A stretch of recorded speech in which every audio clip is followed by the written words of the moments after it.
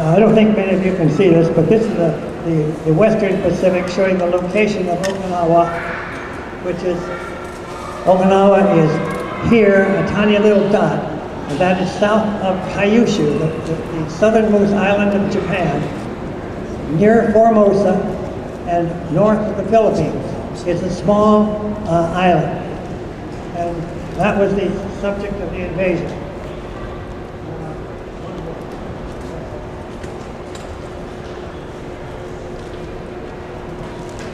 We went out on our assigned radar picket station. We were on radar picket station to begin with, number 14. There were about 20 of these picket stations. A semicircle around the island of Okinawa, and at the end of each one of these lines is a picket station. Each picket station was occupied by 2 destroyers and probably about 4 landing craft, which were there to assist them in case they got into trouble. The landing craft, we heard, were called the pallbearers. There's a reason for that. We didn't really know or appreciate what the term meant until it came time for us to get hit. But pallbearers are those who accompany the dead, you know? And that's why they were jokingly called pallbearers. There were about 20 of these stations, and we stayed out on station maybe a week, something like that. And the first one, we didn't have any problem, but we relieved a ship which had been hit. And the other ship that was with us got hit. So we went back to load up on ammunition again, and more food and fuel, and then we were sent out to another picket station. Picket station number 15, which was our demise. We went out on May 10th, and it was at general quarters all night long.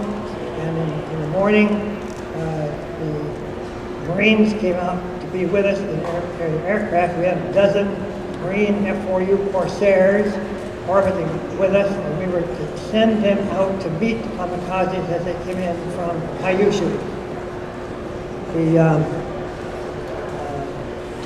My battle station was in the Combat Information Center, which is a small, all dark room with radars in it. We can't see out. We had a hatch, a door on one side and on the other side so we could get out if the ship was going to sink.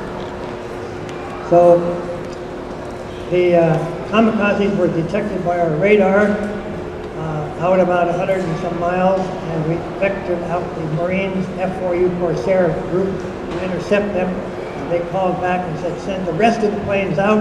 There's more Kamikazes coming than we can handle. They all descended upon our area, and we were right in the middle of the transit area from Kyushu to Okinawa. Our mission out there, all these destroyers and all these kamikaze radar picket stations, our mission was to detect them, detect the kamikazes, to report the fact to the landing area, and then shoot down as many as we possibly could before getting hit. In a picture, if a troop ship gets hit by a kamikaze, they can kill hundreds of men instantly. If you hit a destroyer, you may or may not kill 100, but it's a pretty serious hit. But better hit a destroyer than hit a troop ship, or hit a tanker. If a tanker blows up, everything within a half a mile of it blows up. And supply ships. So we want to keep the kamikazes away from the landing area at Okinawa. On that morning of 11 May, one kamikaze was detected first about 8 o'clock, a few minutes before 8 in the morning, coming in low on the water. It was a float plane. Plane which lands on water. But the floats must have been filled with gasoline because when our gunners hit that plane, the plane went up in a ball of fire that we couldn't imagine. So he was loaded, and if he'd hit us, it would have been a serious problem. So we paid great attention to the rest of the morning to what happened. Where were the rest of the kamikazes? And pretty soon they came one and another, more, until the deluge came in about 9 o'clock. In the meantime, our ship had been shooting them down, and we shot down 23 kamikazes in 1 hour and 40 minutes. That's more than any other ship in the war was able to shoot down in such a short period of time, no matter what kind of ship it was. But that, of those 23 that we shot down, 3 of them hit us. And they were pretty serious hits. One hit the ship at the waterline. You know, there was anyways on board a ship, if you hit the ship at the waterline, that opens up the ship to the ocean. And the water just poured into the engineering spaces of our ship. We have 4 engineering spaces on the ship from bow to stern. They run fire room, engine room, engine room. 4 different spaces. The fire room contains the boilers. The engine room contains the steam turbine and reduction gears and connections to the shaft.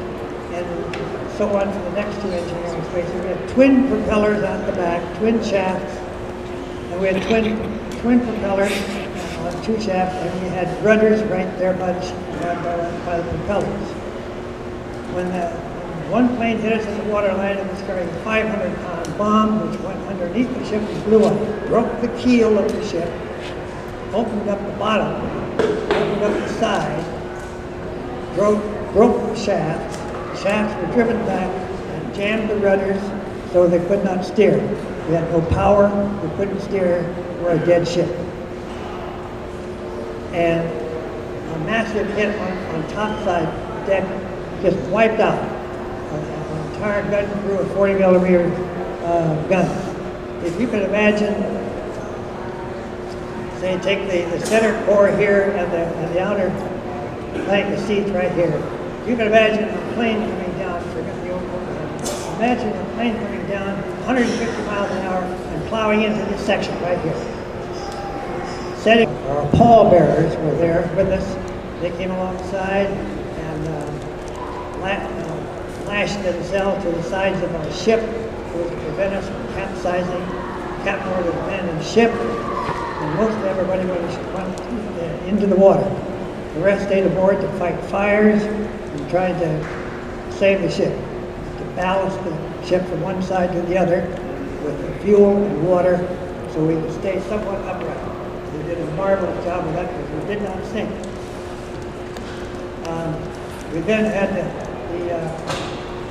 tug came out from Okinawa. Still up there. I'm not doing it. I get close. Okay. A tug came out from Okinawa and took tow of our ship and hauled us into port, where a diver went down to find out what was going on underneath the ship, because if we pumped the water out the top, we couldn't get any water out because we didn't know it was coming in the bottom as fast as it was going out the top. And that doesn't work very well. So from there, we buried some bodies at sea and took the ship then under tow down to the Ryuku Islands southwest of Okinawa, where we went eventually into a dry dock, a floating dry dock. Doesn't have any engines on it, but it can sink down and take a destroyer in and then pump the water out, and we got it high and dry. That happened after about 2 or 3 weeks of waiting down there for our turn into the dry dock. We weren't the only destroyer that had this experience. Others had the same similar experience that we did. After we got the ship up high and dry within the dry dock, we got the rest of the bodies out of the inside of the engineering spaces and buried ashore at Okinawa. Then they towed us inside the dry dock.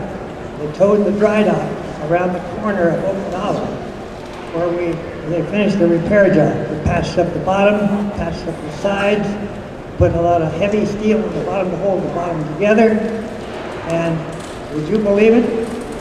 They took us in tow from Buckner Bay, Okinawa. At the end of the tow line, a tug towed us all the way from Okinawa to San Francisco Naval Shipyard. Think that 7,000 miles under tow at about 7 miles an hour. Try to figure that out. Right, okay. All right, we reached San Francisco 2 months after we started from Okinawa. after San Francisco, we were there for a month, and the engineers looked at it and said, no repairs, scrap it. They took the best parts off the ship, put them on other destroyers, scrapped our ship, and I went on the rest of my Navy career for 42 years.